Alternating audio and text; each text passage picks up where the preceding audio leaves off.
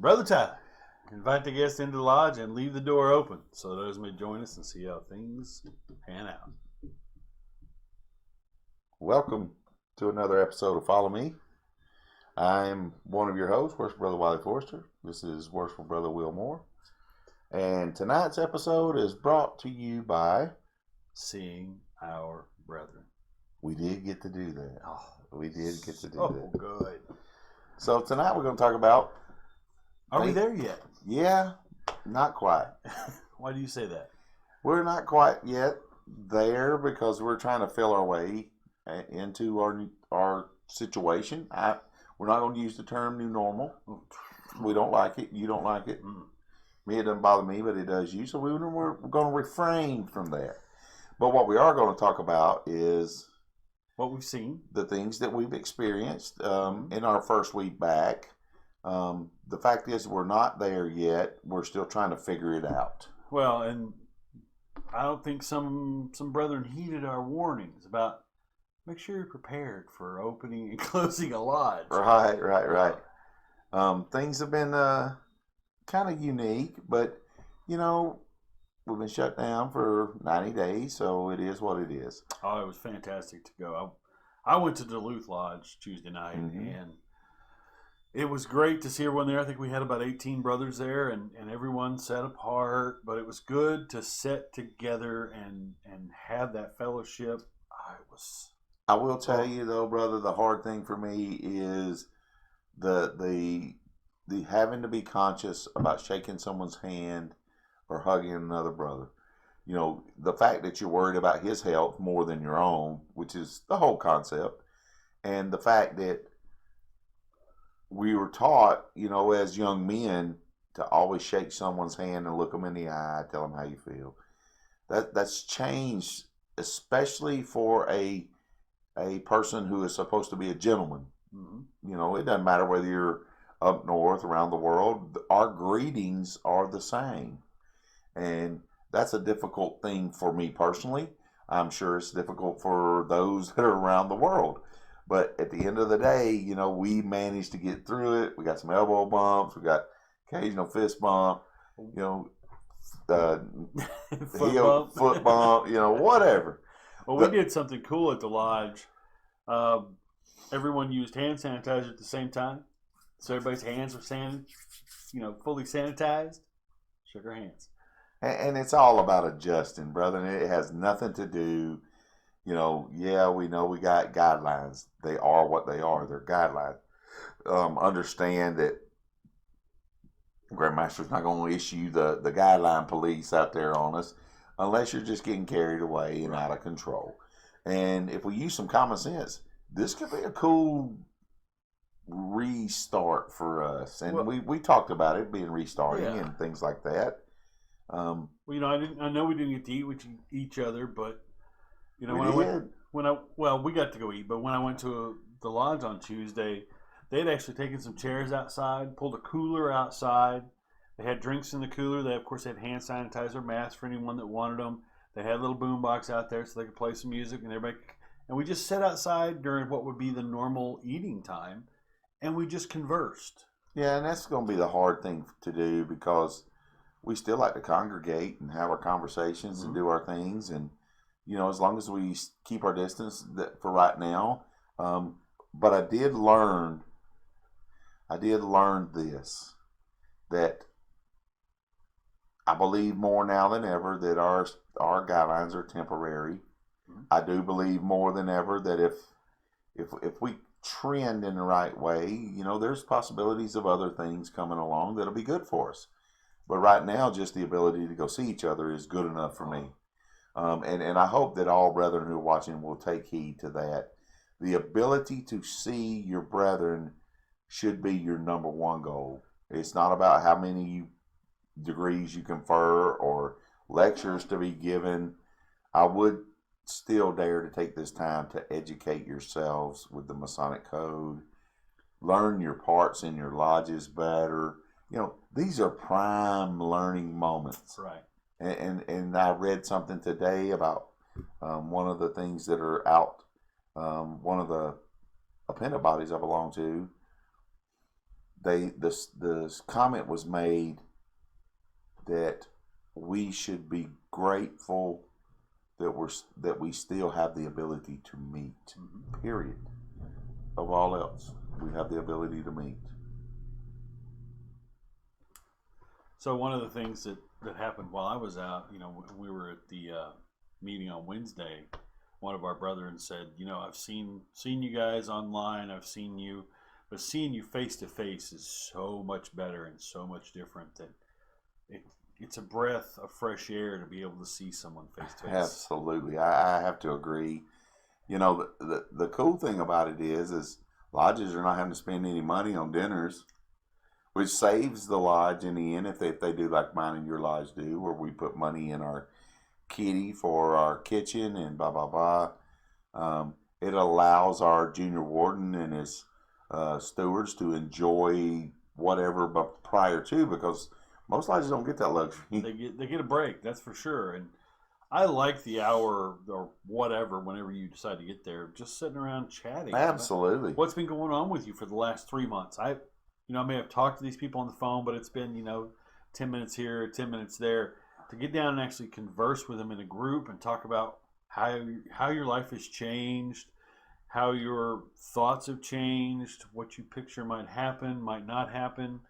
It's really good to see those things and get them over a different through the air as opposed to electronic. And media. also you get to hear some stuff. Because there's obviously some brethren who are not happy. But I don't know that in some of these cases these brethren will ever be happy. So, and a lot of them that said they weren't happy. I had a practice on Monday. I went to a lodge on Tuesday. I went to a pennant body on Wednesday. So I had a fairly full week. Last night I was going to go, didn't get to go because of that 4-letter word work. But they did tell you though, just like they did me, even though they didn't like it, they would adhere to it just because of following protocol. Correct. And that's cool with me.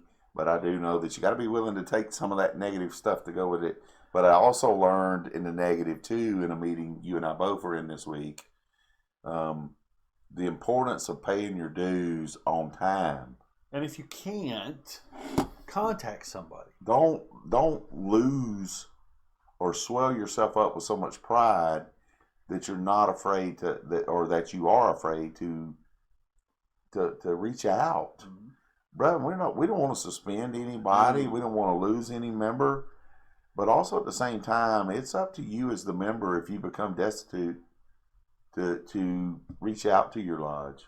Yeah, I mean, it is absolutely your duty, because when that time comes, if you're going to get suspended for non-payment of dues or something happens in your life, some traumatic event, or one, the brethren are always there for you. Two, they don't know what's happening if you don't tell somebody. If you just drop off the face of the earth, then you get suspended, and then the day after you get suspended because you disregarded the notices, you disregarded the phone calls and the emails and all that stuff, try to get a hold of you, then you find out, and they're, oh, wait. Well, by then it may be too late. You may already have been reported. That's right. And if it ever makes your report, your annual report, or your monthly or whatever report your secretary happens to do with whatever you belong to, and this goes for any body of masonry you belong to. I have a couple of groups I belong to that the dues, one is due in May and the other one's in June. Mm-hmm. But all the rest of my dues are due on 12/31 of each year. And technically, January 1, you're a Mason not in good standing. Correct. So what we're trying to say is, I don't want my first meeting back or second meeting back or whatever, and the first thing I got to hear is who's going to be suspended for something they didn't take care of, and they were notified 9 months ago. Well, and that all boils down to, of course, like you said, pride. Mm-hmm. But you got to remember that, especially with your Blue Lodge, if you get suspended from your Blue Lodge in this jurisdiction, I know a lot of jurisdictions mm-hmm. this way, that if you're suspended from your Blue Lodge, you're suspended from all appendant bodies. And so you've got to remember those things. And brethren, it's so easy to pick up the phone and call someone and say, hey, I'm having a real hard time. I lost my job. I'm out. I can't get the payroll protection because I own my own little business and I don't meet the qualifications. That lodge will not suspend you if you reach out. No, and I've never heard of someone get suspended. Me either. Just out of spite, just Correct. because.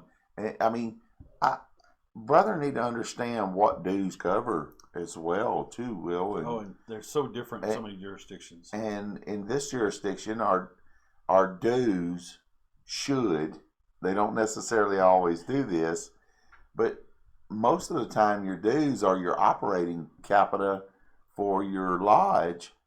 And in addition to that, if your lodge sends out the assessment the way that I believe they should do it, it would have the Grand Lodge assessment in it as well. So you're covering two birds with one stone. If your lodge is involved in community or your lodge is involved in outreach or anything, if you pay your dues on time, then you have the good fortune to be able to do those things. Right. And we're not here to just talk about your dues. We're really here to talk about, are we there? Have we gotten there? How many of you have gotten to go back? How many of you enjoyed it? I know that Wiley and I have both sincerely enjoyed seeing our brother that we've seen over the past few days. We don't want to be negative about anything, but the point being is that was something that sort of stuck in me.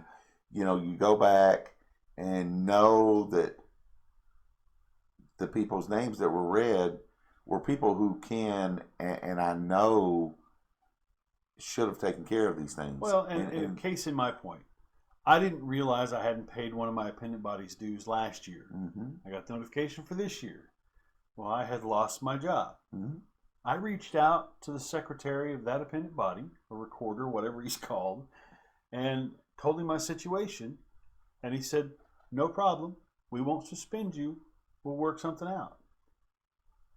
I didn't expect to be in the predicament I was in and did not realize that I had let it slip the year before. It happens. We're human. Mm-hmm, absolutely. So, but I made that I sent that email out as soon as I realized it. But it is our responsibility. It is. But I sent it out and got back that let's get something worked out. We're not going to throw you on the kick out rolls. Yeah, you ain't getting on chopping block yet. So, but the whole general point we wanted to make is there's a situation you have. If you need to contact someone in private, if you have someone you trust and you call your brother that you trust, he'll go talk to him. Right. I mean, it's easy. Hey, I talked to brother so-and-so. He's unable to pay his dues and blah, blah, blah. What can we do for him? Right. A lot of times a brother will help him pay him for you if you're in that kind of shape. Help him pay you for you, work out a payment plan. You tell someone, they'll take a check-in for you, say, here's so-and-so's dues, and then those two brothers will work it out behind the scenes. I mean, there's just so many ways lodges can remit dues for the year. There's a ton of, and they don't even necessarily have to remit them. They can just put them off till you're able to pay them. Right. I mean, it's easy to get done, and it's up to the member to get that done, unless you become in a medical situation to where you can't. And then hopefully enough brethren are going to know you're in that medical situation. They'll take care of it. Yeah. So we don't want to chastise anybody, but know that your dues are due at a certain time.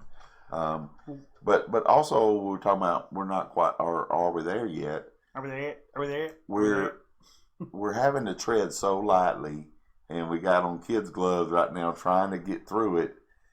There are going to be topics that come up for us in these next shows that, it's going to be purely based on our experience with our restart. But that's why we want to hear from you. We want your experiences with them. We need your experience to feed us so we can put out those things that we may not see. Maybe a lodge here in Georgia, it could be a lodge in Texas, Florida, Tennessee. I don't care where it is. It could be a lodge halfway around the world. Let us know what you feel, because we'll share that experience with the brethren, because it may be something that they hadn't thought about. Mm-hmm. It may be a new way to try something, a new way to do something, a new thought into it could send us into a topic for another show that might help feed or educate brethren. And we didn't receive any photos for anybody going back, did we? I did take one, and I will put it in this one. When I went to Duluth, I did take a picture of us sitting in the lodge. Right. And you can see where everybody's spaced out, and a couple people have masks on, and and remember this when you do go back to lodge. If your master wants you to wear a mask, respect his wishes. You know, the Grand Master said, recommended but not required. He didn't say those words, but it's recommended. It means it's not required. But if your lodge requires it, so be it. He said he does say up to the master.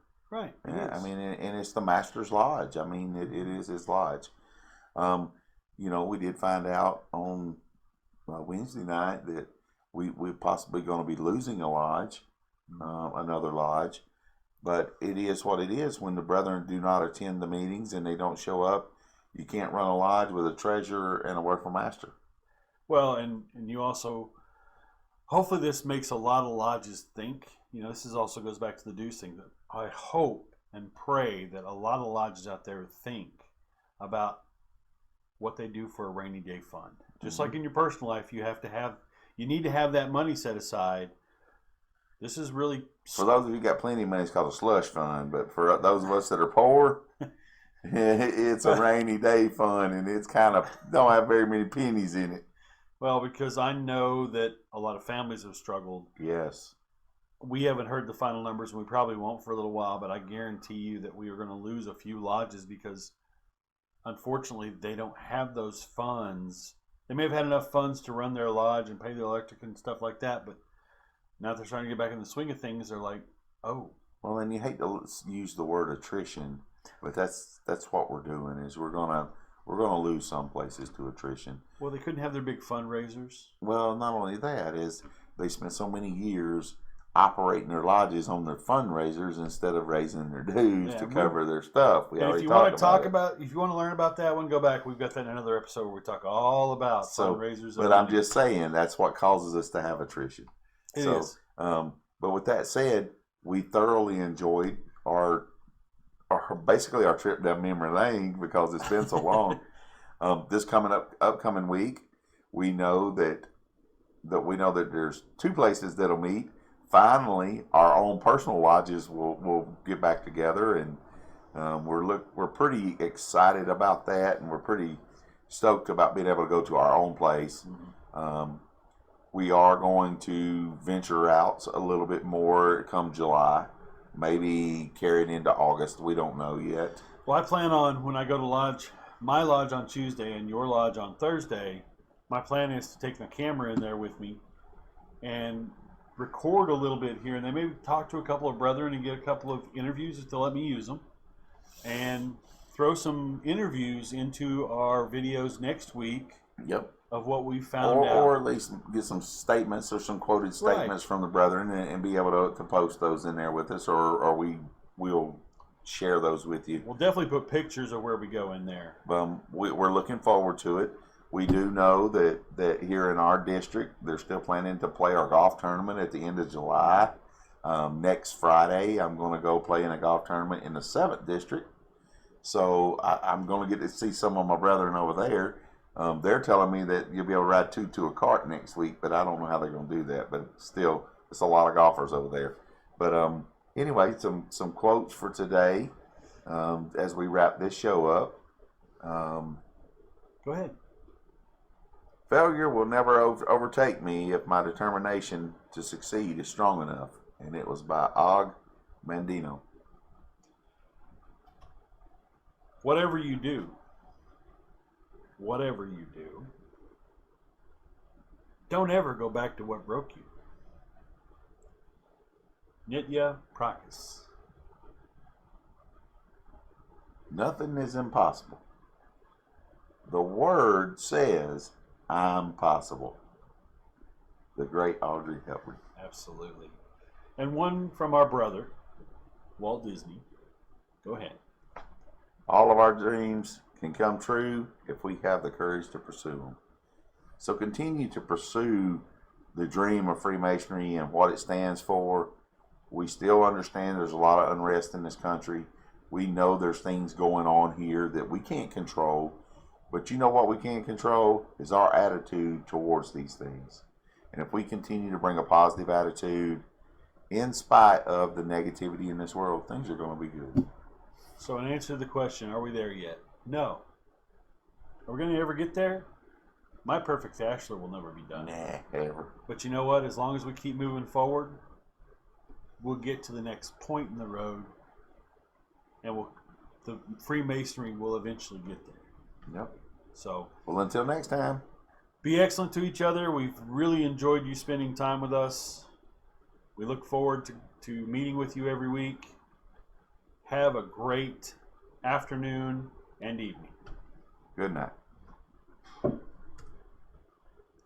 Because I put these up in the middle of the day.